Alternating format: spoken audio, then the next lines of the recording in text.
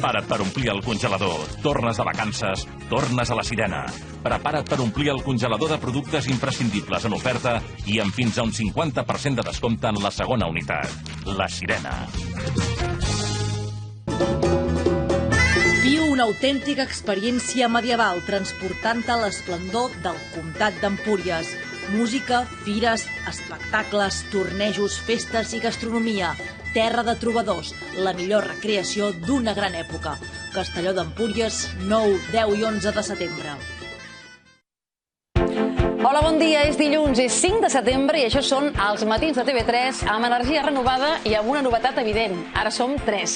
Hem tornat amb canvis, però ens trobem amb pocs canvis pel que fa a la situació política espanyola.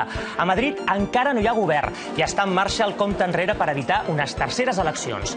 El Partit Popular ha tancat files entorn del seu candidat, Mariano Rajoy, i Pedro Sánchez ha d'aclarir si està disposat a intentar una nova investidura. Tot plegat agafa Mariano Rajoy a la Xina, on assisteix a la reunió del G20. Des d'allà parlarà avui per primera vegada de la investidura fallida i també haurà de parlar del cas Soria. Polèmica proposta la de l'exministre d'Indústria per ocupar un càrrec al Banc Mundial per més de 220.000 euros l'any després d'haver dimitit, com saben, pel cas dels papers de Panamà. La designació ha estat criticada per tota la resta de grups polítics, però això sí, defensada pel PP.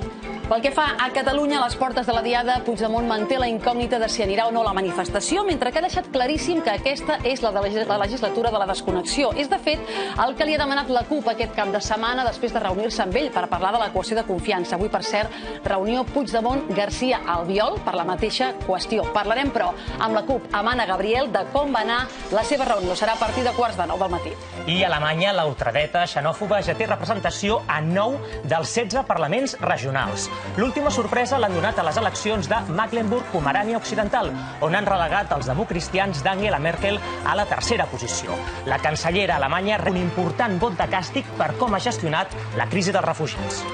Ara, si d'alguna cosa s'ha parlat aquest cap de setmana, a casa seva a tothom és de la calorada que ha fet, 40 graus a les Terres de l'Ebre, per exemple, fa més de 60 anys que no feia tanta calor al setembre.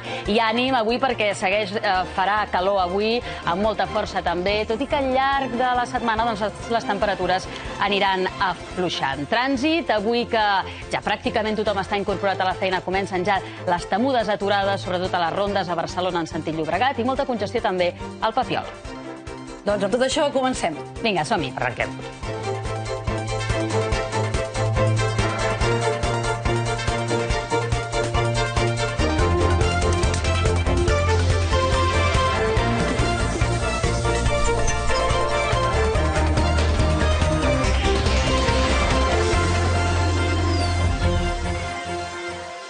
Dos dies després de la investidura fallida de Rajoy, avui